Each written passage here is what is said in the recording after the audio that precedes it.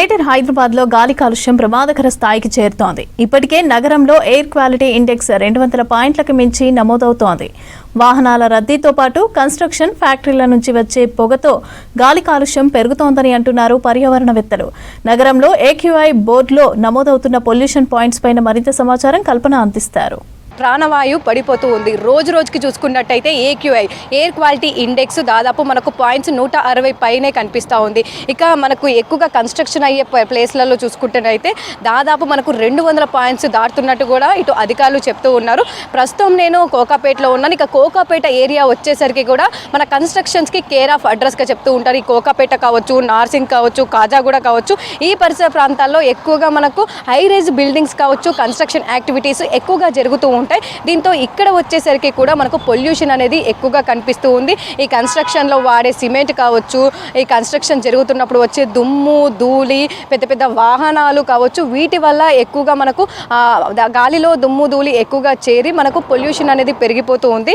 Normal ఏరియాలో చూసుకున్నట్టయితే ఈ సమయంలో మనకు దాదాపు 80 నుంచి 100 లోపే మనకు పాయింట్స్ ఏక్యూఐ చూయిస్తుంటే నార్సింగ్, కోకాపేట, దాంతోపాటు ఇటు కాజాగూడ ఈ పరిసర ప్రాంతాల్లో కన్స్ట్రక్షన్ యాక్టివిటీస్ ఎక్కువగా ఉండడంతో దాదాపు 150 నుంచి 200 వరకు కూడా మనకు ఈ ఏక్యూఐ ఇండెక్స్ కూడా చూపిస్తున్న పరిస్థితులు కూడా నెలకొన్నాయి. దీంతో ఈ ఏదైతే మనకు 160 తర్వాత పైన కనిపిస్తుంటుందో ఈ పాయింట్స్ కావచ్చు, దాంతోపాటు పొల్యూషన్ పెరిగిపోవడం కావచ్చు, ఆ గాలి పీల్చుకోవడం వల్ల అనేక రకాల అస్తమా కావచ్చు, దాదాపు మనకు దగ్గు వంటి ఇతర అనారోగ్య సమస్యలు కూడా ఎదురవుతూ ఉంటాయని చెప్పేసి ఇటు మనకు డాక్టర్స్ కూడా చెప్తూ ఉన్నారు. ప్రస్తుతం ఇదే సిచ్యువేషన్ అయితే హైదరాబాద్ వ్యాప్తంగా ఎక్కువగా కనిపిస్తూ ఉంది.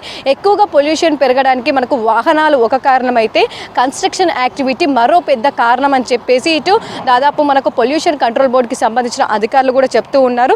అదేవిధంగా ఈ ఏరియాలో మనకు ఎక్కువగా కన్స్ట్రక్షన్ యాక్టివిటీస్ ఉండడంతో కూడా మనకు ఎయిర్ క్వాలిటీ ఇండెక్స్ కూడా ఇక్కడ పడిపోతున్న పరిస్థితులు కూడా నెలకొన్నాయి. దాదాపు మనకు 50 నుంచి 100 లోపు ఎయిర్ క్వాలిటీ ఇండెక్స్ చూపించినట్టయితే మనకు చాలా వరకు గాలి పీల్చుకోవచ్చు, బాగుంది అని చెప్తూ ఉంటారు. ఎప్పుడైతే మనకు 100కు పైగా నమోదవుతుందో ఆ సమయంలో మాత్రం మనకు అన్హెల్దీగా అంటే మనం పీల్చుకోవడానికి కాస్త ఇబ్బందికరంగా గాలి ఉంటుందని చెప్పేసి కూడా ఇటు అధికారులు చెప్తూ ఉంటారు. కాకపోతే ప్రస్తుతం నేను ఉన్న ఏరియాలో కావచ్చు మనకు 160 నుంచి కూడా 200, అప్పుడప్పుడు 240 వరకు కూడా ఈ ఎయిర్ క్వాలిటీ ఇండెక్స్ చేరుతూ ఉండడంతో కూడా ఇక్కడ చాలా వరకు మనకు వరస్ట్ సిచ్యువేషన్ ఉందని చెప్పుకోవచ్చు. నగరంలో ప్రధాన చోట్ల అంటే ఎక్కువగా ట్రాఫిక్ ఎక్కడ ఉంటుందో, పొల్యూషన్ ఎక్కడ ఉంటుందో వాటికి సంబంధించి ఏ విధంగా ఉంటుందో తెలుసుకునే విధంగా కూడా మనకు ఎయిర్ క్వాలిటీ ఇండెక్స్ అని చెప్పేసి కూడా మనకు సెన్సార్ బోర్డ్స్ ఏర్పాటు చేయడం జరిగింది.